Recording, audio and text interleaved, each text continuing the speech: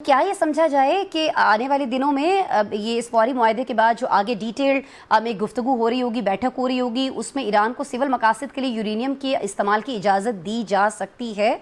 General साहब, इसमें कोई शक नहीं है कि इसराइल ने अमेरिका के तमाम अदारों के ऊपर काफी हद तक गलबा हासिल किया हुआ है। मीडिया पर, कांग्रेसमैन पर और सबके ऊपर। और कई बिलियन डॉलर्स की, if I am not wrong, I think $16 billion हर साल अमेरिका देता है। बेइंतहा उसको लेटेस्ट हथियार देता है, लेटेस्ट टेक्नोलॉजी देता है, तो उसकी मदद करता है अपना। जी। और ये इजराइल फिर बाद दफा अमेरिका की बात भी नहीं सुनता।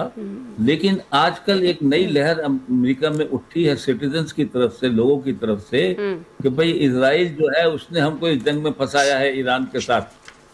नहीं तो अगर वो पहले हमला ना करता उसने हमको इन्वॉल्व किया इसमें, तो एक गैर जरूरी इलीगल जंग में। तो इजराइल के खिलाफ थोड़ा सा अमेरिका के अंदर थोड़ी एक लहर उठी है उसके खिलाफ। तो मेरे ख्याल में उसको अमेरिका चाहे तो कंट्रोल कर सकता है, उसके हथियार रोक ले, उसकी वो आमदनी रोक ले, क्या करेगा वो जो उसको इमदाद देते हैं। दूसरी बात यह है कि देखिए जो जो इशू है ना ये हुर्मुस का, वो कहते हैं कि हम हुर्मुस पे अभी अपने तरीके से हम ट्रैफिक को कंट्रोल करेंगे। कभी वो कहते हैं जिन लोगों ने हमसे दुश्मनी की थी, हमारे साथ नहीं थे, उनके जहाजों के रोकना, छानबीन करेंगे।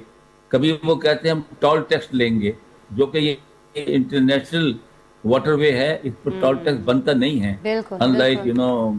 बासफोरस बासफोरस या सुएज कनाल या जी जी। दूसरा ये। अब उनका पॉइंट ऑफ व्यू ये है ईरानियों का कि आपने हम पे खामखा हमला करके हमको इतना नुकसान पहुंचा दिया, कोरिडोर डैमेज कर दिया, हजारों बिल्डिंगें तबाह कर दी, तो ये नुकसान कौन पूरा करेगा? तो हम टॉल लेंगे लोगों से। तो लेकिन इसका तरीका ये है कि अगर चाहे अमेरिका गुडविल पैदा करना, लॉन्ग टर्म जो है अमन चाहे इस खत्ते में अमेरिका, तो वो कहे इनके फ्रोजन एसेट्स जो हैं डॉलर्स के मुख्तलिफ जगहों पर, उसको रिलीज कर दे।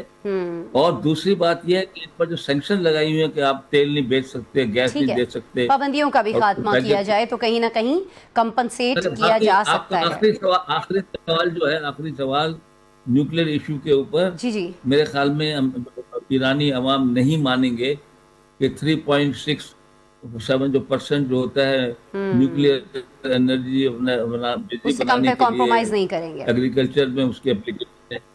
आप वो हमें करने दें, बाकी हम बम नहीं बनाएंगे, इससे ज्यादा एनरिच नहीं करेंगे।